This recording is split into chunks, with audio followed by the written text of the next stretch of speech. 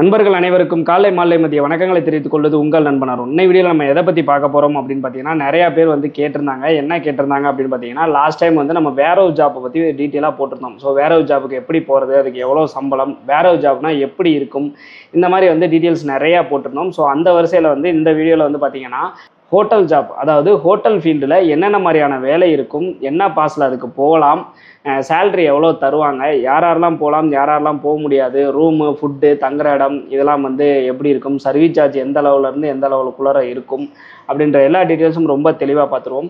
இப்போ ரீசெண்டாக வந்து பார்த்தீங்க அப்படின்னா வந்துட்டு நம்ம வந்து இந்த இயரில் என்னென்ன ஜாப் இருக்குது, குறிப்பாக இந்த மந்தில் என்னென்ன ஜாப்ஸ்லாம் வரப்போகுது அப்படிங்கிற மாதிரி நம்ம ஒரு வீடியோ போட்டிருந்தோம். ஸோ அந்த வகையில் பார்த்தீங்கன்னா அதிகமாக வர்றது பார்த்தீங்கன்னா வேர் ஹவுஸ் ஜாப் வருது. ஃபஸ்ட்டு வந்து வேர் ஹவுஸ் ஜாப் இருக்குது, அடுத்தது பார்த்தீங்க அப்படின்னா வந்துட்டு ஹோட்டல் ஜாப்ஸ் தான் இருக்குது. ஸோ ஹோட்டல் ஜாப் சம்மந்தமாக எல்லா டீட்டெயில்ஸுமே இந்த வீடியோவில் பார்த்துருவோம். இந்த மாதிரி வெளிநாடு நீங்கள் போகணும் அப்படின்னு நினைக்கிறீங்கன்னு வச்சுங்களேன், அங்கே வேலை என்ன, எவ்வளோ சம்பளம், இந்த டீட்டெயில்ஸ்லாம் தெரியாமல் நீங்கள் போனீங்க அப்படிங்கிற பட்சத்தில் கண்டிப்பாக வந்து ஃபெயிலியர் மட்டுமே உங்களுக்கு மிச்சமாகும். ஸோ அதனால் இது எல்லாமே நீங்கள் தெளிவாக தெரிஞ்சுக்கிட்டு போகிறீங்க அப்படின்னா உங்களுக்கு எந்த பிரச்சனையும் இல்லாமல் நீங்கள் நல்லபடியாக போய் சம்பாரிச்சிட்டு நீங்கள் கட்டின அமௌண்ட்டோட ப்ராஃபிட் எடுத்துகிட்டு நல்லபடியாக ரிட்டர்ன் வர முடியும். ஸோ அதனால தான் வந்து நம்ம ரெகுலராக வீடியோ போட்டுருக்கோம். ஸோ எல்லா வீடியோவும் தெரியணும்னு நினச்சின்னா மறக்காம சேனலை சப்ஸ்கிரைப் பண்ணி வச்சுக்கோங்க. இந்த வீடியோ உங்களுக்கு யூஸ்ஃபுல்லாக இருக்குது அப்படின்னு நினச்சின்னா இந்த வீடியோவுக்கு ஒரு லைக்கை போட்டுட்டு அதுக்கப்புறமேட்டு பாருங்கள். ஓகே, ஹோட்டல் ஃபீல்டில் ஹோட்டல் ஜாப் அப்படின்னா இப்போ வந்து என்னென்னா, நம்ம இங்கேருந்து நம்ம போகையில் ஒரு வேலை அப்படிங்கிற மாதிரி சொல்கிறாங்கன்னு வச்சுங்களேன், அதை பற்றி வந்து ஆட்டோமேட்டிக்காக நம்ம மைண்ட் வந்து ஒரு திங்க் பண்ண ஆரம்பிச்சிடும். சரி, ஹோட்டல் வேலை அப்படின்னா ரெண்டு விதமாக திங்க் பண்ணுவாங்க. எப்படின்னு கேட்டிங்கன்னா, ஹோட்டல்னால் பெரிய பெரிய ஹோட்டல் 5 ஸ்டார் ஹோட்டலாக இருக்கும் சிங்கப்பூரில். ஸோ அந்த இதில் வந்து நமக்கு வேலை தருவாங்க, அப்படியே மடிப்பு கலையாமல் வேலை பார்க்கலாம் அப்படிங்கிற மாதிரி நிறைய பேர் அதாவது 50% பீப்புள் வந்து அப்படி நினைக்கிறதுக்கான வாய்ப்புகள் இருக்குது. ஆனால் அந்த மாதிரி ஹோட்டல்ஸ் எதுலேயுமே நம்மளை எடுக்க மாட்டாங்க. ஹோட்டல் வேலைனா எப்படி இருக்கும் அப்படின்னு கேட்டிங்கன்னா, ஹோட்டல்னால் எப்படி இருக்கும் ஃபஸ்ட்டு அப்படின்னு கேட்டிங்கன்னா, சின்ன சின்ன ஹோட்டலாக தான் இருக்கும். சிங்கப்பூரில் வந்து ஹோட்டல் வேலைனா நீங்கள் சமையல் வேலைக்கு தான், மோஸ்ட்லி ஹோட்டலில் பார்த்தீங்கன்னா சமையல் சப்ளை பண்ணுறது அந்த மாதிரி வேலைக்கு தான் வந்து நீங்கள் போக முடியும். அதே மாதிரி சில ஹோட்டல்ஸ், அதாவது பெரிய பெரிய 5 ஸ்டார் ஹோட்டல்ஸ், அந்த மாதிரி ஹோட்டல்ஸ்லாம் வந்து உங்களை எடுப்பாங்களான்னு கேட்டிங்கன்னா மிகப்பெரிய கொஸ்டின் மார்க் தான். அதில் எடுத்தாலுமே வந்து பார்த்திங்கன்னா ரிசப்ஷனிஸ்ட்டு அந்த மாதிரிலாம் எடுக்கிறதுக்கு வாய்ப்புகள் ரொம்ப ரொம்ப ரொம்ப குறைவு. யாராவது உங்கள்ட்ட இந்த மாதிரிலாம் வேலை இருக்குது, ரிசப்ஷனிஸ்ட் வேலை இருக்குது, மெயின்டெனன்ஸ் வேலை இருக்குது, ஹோட்டலில் மெயின்டெனன்ஸ் வேலைன்னா கூட இருக்கிறதுக்கு வாய்ப்பு இருக்குது. ஆனால் இந்த முக்கியமாக வந்து பார்த்திங்கன்னா இந்த ரிசப்ஷனிஸ்ட் வேலை, அதுக்கப்புறமேட்டு பார்த்திங்கன்னா அந்த ஆஃபீஸ் மெயின்டெனன்ஸ், ஹோட்டலில் வந்துட்டு பார்த்திங்கன்னா அக்கௌண்ட் மெயின்டெனன்ஸ் வேலை, இந்த மாதிரி ஏதாவது வேலை இருக்குதுன்னு சொல்கிறாங்கன்னா அவங்க வந்து 100% நம்பிக்கையானவங்களா அப்படிங்கிறத பார்த்துக்கோங்க. ஏன்னா ஆஃபர் லெட்டர், ஃபேக்கான ஆஃபர் லெட்டர் கொடுத்து பெரிய பெரிய 5 ஸ்டார் ஹோட்டலுக்கு வந்து ஆள் தேவை அப்படிங்கிற மாதிரி சொல்லி ஏமாத்துறவங்க வடக்கன்ஸ் நிறைய பேரை ஏமாற்றிருக்கிறாங்க. ஸோ அந்த ஆஃபர் லெட்டர்லாம் நானே பார்த்துருக்குறேன். ஸோ அந்த மாதிரி ஏமாத்துறதுக்கு வாய்ப்பு இருக்குது. ஃபாரினர்ஸாக ஹோட்டலுக்குன்னு சிங்கப்பூரில் எப்படி எடுப்பாங்கன்னு கேட்டிங்கன்னா, சமையல் வேலை தான் மெயினாக, சமையல் வேலை, சப்ளையர் வேலை, அந்த மாதிரி வேலைக்கு தான் எடுப்பாங்க. அதுலேயும் பார்த்தீங்க அப்படின்னா இப்போ சமையல் வேலைக்கு 10 பேர் எடுக்கிறாங்கன்னா சப்ளையருக்கு ஒருத்தர் தான் எடுக்கிறதுக்கான வாய்ப்புகள் இருக்குது. ஏன்னு கேட்டிங்கன்னா கோட்டா பிரச்சனை ரொம்ப அதிகமாக இருக்குது. அதாவது எஸ்பாஸ் இபாஸில் வந்து அதிகமான சம்பளம் கொடுத்து நிறைய லெவியெல்லாம் கட்டி எடுக்கிறதுனால சப்ளையருக்கு வந்து ஆள் எடுக்கிறது ரொம்ப ரேராக தான் இருக்குது. ஆனால் சமையலுக்கு வந்து நிறையா பேர் எடுக்கிறாங்க. சமையல்லையும் பார்த்தீங்கன்னா north Indian chef, south Indian chef, parotta master, கல் வேலை தெரிஞ்சிருந்துச்சு அப்படின்னா ரொம்ப நல்ல மரியாதை இருக்குது. ஸோ இதுக்கு எல்லாத்துக்குமே வந்துட்டு எடுக்கிறாங்க. இதில் வந்துட்டு பார்த்திங்க அப்படின்னா வந்துட்டு என்ன மாதிரியான பாஸில் எடுக்கிறாங்க அப்படின்னு கேட்டிங்கன்னா, S pass, E pass, NTS permit, TEP pass, இது எல்லாத்துலேயுமே எடுக்கிறாங்க. அதே மாதிரி இப்போ எனக்கு சமையல் தெரியலப்பா, எனக்கு ஹோட்டலில் வந்து சமையல் தெரியாது, ஆனால் எனக்கு வந்து சப்ளையர் வேலையில் எனக்கு எக்ஸ்பீரியன்ஸ் இருக்குது, அப்புறமேட்டு இந்த டிஷ்வாஷர் பாத்திரம் கழுவுறது, இந்த மாதிரி வேலைக்கெல்லாம் என்னை எடுப்பாங்களான்னு கேட்டிங்கன்னா, அதுக்கு தான் நான் சொல்கிறது என்னென்னா, 10 பேர் வந்து இப்போ ஹோட்டலில் எடுக்கிறாங்கன்னு வச்சுக்கோங்க, 10 வேகன்சி வருதுன்னு வச்சுக்கோங்க, அதில் ஒரு வேகன்சி தான் இந்த மாதிரி வந்து டிஷ்வாஷர், அதாவது ஹோட்டலில் க்ளீனிங் ஒர்க்கு இல்லை சப்ளையர் ஒர்க்கு இந்த மாதிரி இருக்கும். 100க்கு ஒருத்தங்க தான் வந்து ஹோட்டலுக்கு வந்து இந்த மாதிரி அக்கௌண்ட் மெயின்டெனன்ஸ் அந்த மாதிரி எடுக்கிறதுக்கு வாய்ப்புகள் இருக்குது. மோஸ்ட்லி எடுக்க மாட்டாங்க. ஓகேங்களா? ஸோ வந்துட்டு ஹோட்டல் வேலைக்கு இந்த கோட்டா பிரச்சனை இருக்கிறதுனால என்னதுன்னு கேட்குறீங்கன்னா, குக்கே எடுத்து எல்லா வேலைக்குமே யூஸ் பண்ணிக்கலாம் அப்படிங்கிற மாதிரி பார்க்குறாங்க. மற்றபடி இந்த டிஷ்வாஷரு, இந்த சப்ளையர்லாம் பார்த்திங்க அப்படின்னா டிஇபி பாஸில் எடுக்கிறாங்க நிறையா. டிஇபி பாஸில் அப்படின்னு கேட்டிங்கன்னா, அதாவது டிஇபி பாஸில் எப்படி எடுக்கிறாங்கன்னு கேட்டிங்கன்னா, நீங்கள் டிஇபி பாஸ் அப்ளை பண்ணுறீங்கன்னா நீங்கள் 3 மாதம் தான், 3லேருந்து 4 மாதம் தான் அங்கே ஒர்க் பண்ண முடியும். ஸோ ஒர்க் பண்ணிவிட்டு நீங்கள் திருப்பி ரிட்டர்ன் வந்துடுவீங்க, திருப்பி வேறு ஆள் டிஇபி பாஸில் எடுத்துக்கிறாங்க. ஸோ வந்து டிஇபி பாஸுக்கு வந்து இந்த கோட்டா பிரச்சனை இந்த மாதிரிலாம் எதுவும் கிடையாது அப்படிங்கிறதுனால அந்த மாதிரி யூஸ் பண்ணிக்கிறாங்க. ஆனால் குக்குங்கிறது பார்த்திங்க அப்படின்னா வந்துட்டு நிரந்தரமாக எடுக்கிறாங்க. ஓகேங்களா? ஸோ இந்த ஒரு சில பேர் வந்துட்டு நீங்கள் இந்த சப்ளையரு இந்த மாதிரி டிஷ்வாஷருக்குலாம் வந்து உங்களுக்கு வந்து டிபி பாஸில் எடுத்து என்டிஎஸ் பர்மிட் எஸ் பாஸ் மாற்றி தரேன் அப்படிங்கிற மாதிரி சொல்லி லாங் டேர்ம் பாஸை வந்து போட்டு தரேன்னு சொல்லி உங்களுக்கு அதிகமான அமௌண்ட்லாம் கேட்டாங்கன்னா தயவுசெய்து கட்டாதீங்க. ஏன்னு கேட்டிங்க அப்படின்னா நீங்கள் டிபி பாஸில் போகிறீங்கன்னா கண்டிப்பாக உங்களுக்கு வந்து என்டிஎஸோ இல்லை எஸ்பாஸோ மாற்றி தருவாங்க அப்படிங்கிறதுக்கு எந்த கேரண்டியுமே கிடையாது. அதனால் வந்து அந்த மாதிரிலாம் அதிகமான தொகை கேட்டாங்கன்னா கட்டாதீங்க. டிபி பாஸ்னால் அதுக்கு உண்டான அமௌண்ட் எவ்வளவு, சேலரி எவ்வளவு, நீங்கள் போட்ட அமௌண்ட்டை ஒரு 2 மாதத்தில் எடுத்துறணும், அடுத்த 2 மாதம் நீங்கள் சம்பாதிக்கிறது ப்ராஃபிட் வர்ற மாதிரி இருக்கணும். ஸோ அந்த மாதிரி இருந்துச்சு அப்படின்னா ஓகேவாக இருக்கும். ஓகேங்களா? ஸோ குக்கு, கல் வேலை தெரியும், மாஸ்டரு இந்த மாதிரி இருந்துச்சுன்னா தான் வந்துட்டு mostly S pass, e pass இந்த மாதிரி லாங் டேர்ம் பாஸில் எடுக்கிறாங்க.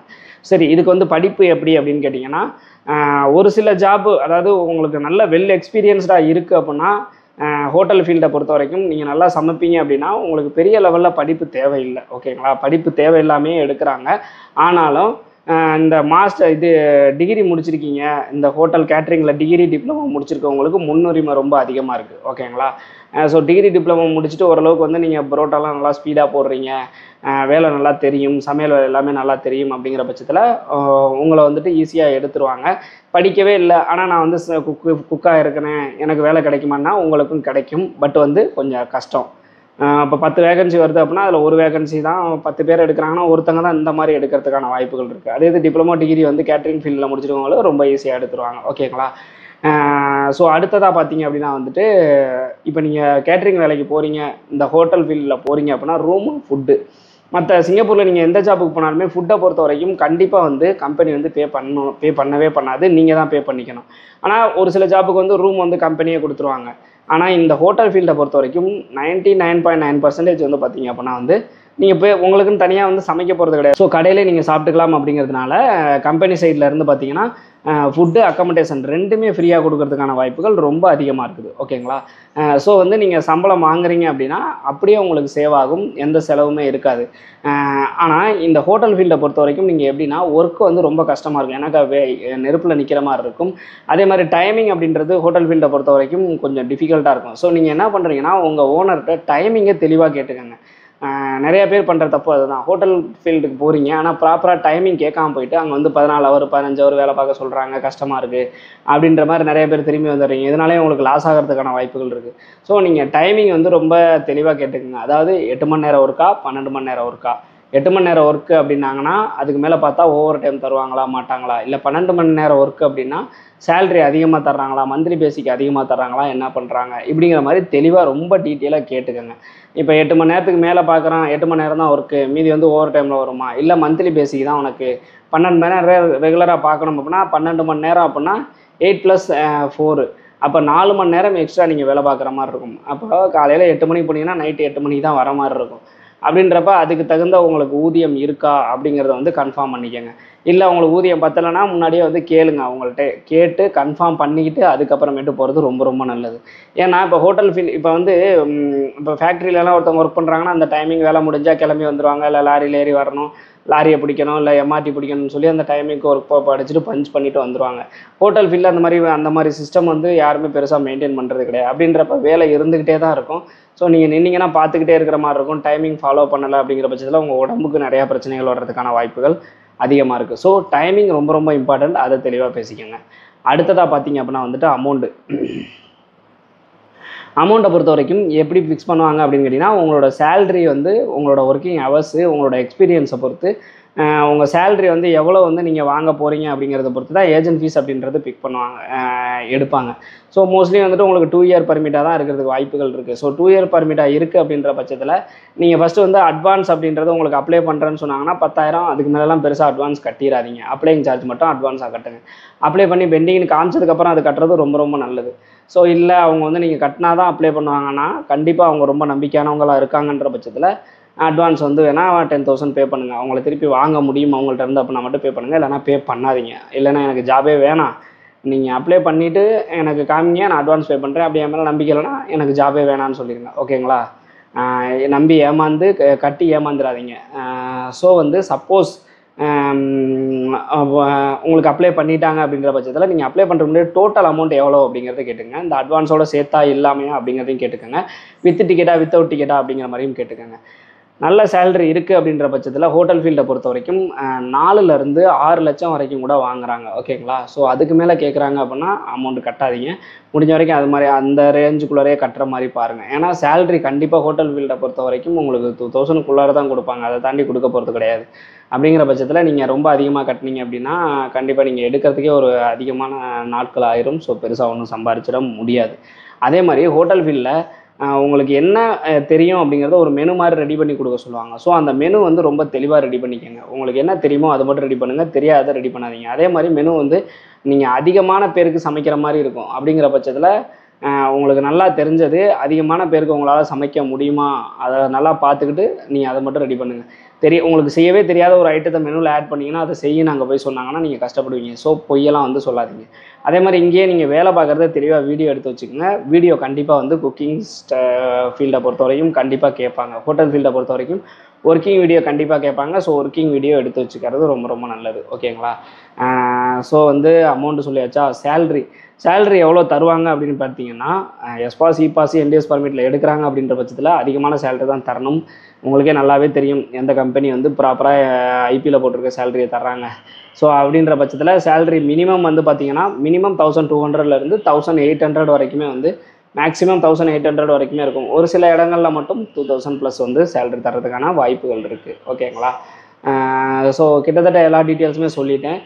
ஸோ இது எல்லாத்துக்கும் உங்களுக்கு ஓகே அப்படின்னா மட்டும் நீங்கள் ஹோட்டல் ஃபீல்டில் மூவ் பண்ணுங்கள், இல்லைனா மூவ் பண்ணாதீங்க.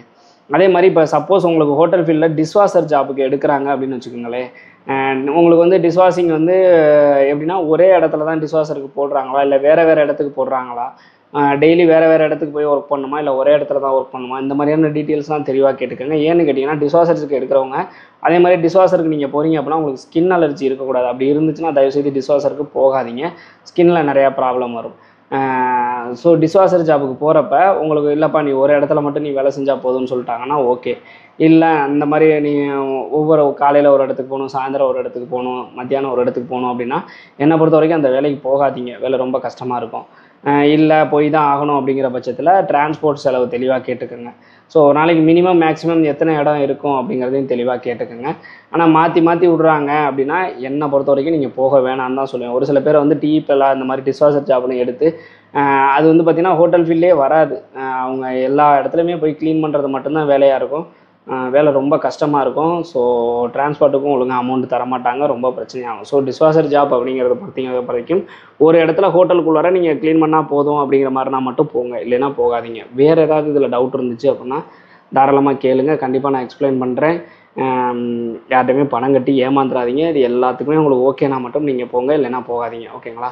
ஸோ மீண்டும் ஒரு வீடியோவில் சந்திக்கும் முறை உங்களிடமிருந்து விடைபெறுவது உங்கள் நண்பன் அருண். பாய்.